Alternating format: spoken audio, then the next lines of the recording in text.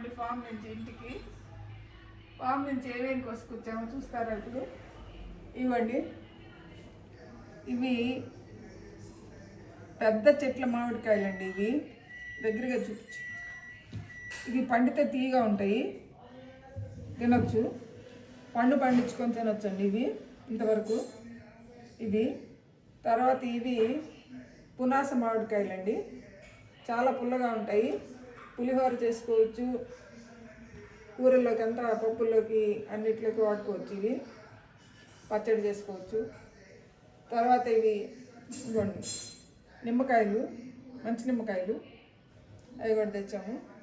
ఇది మామిడికాయ చూడండి ఎంత బాగున్నాయో. ఈ నిమ్మకాయలండి, ఇవన్నీ పచ్చళ్ళలోకి జ్యూసులకి వాడుకోవచ్చు. తీసుకొచ్చాము ఇవన్నీ నిమ్మకాయలండి. తర్వాత కరివేపాకు కోసుకొచ్చానండి, చాలా మన ఇంట్లో కూడా ఉంది, అయినా పొడి చేసుకుందామని ఎక్కువ ఆకు తీసుకొచ్చాను కరివేపాకు. తర్వాత ఇది ఆల్ స్పైస్ అండి.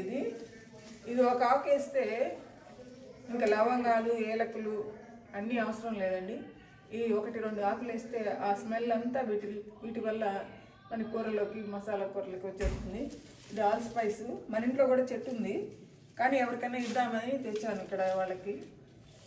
తర్వాత ఇది బిర్యానీ ఆకండి.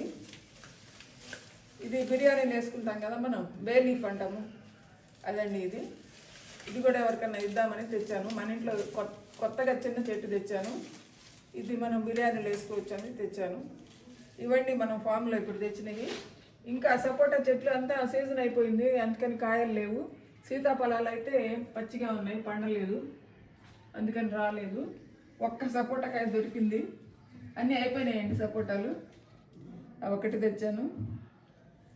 అదండి బొప్పాయి కాయలు చూడండి ఎంత చిన్నయో, ఇవే ఉన్నాయి అక్కడ బుజ్జి అవి కోసుకొచ్చాము.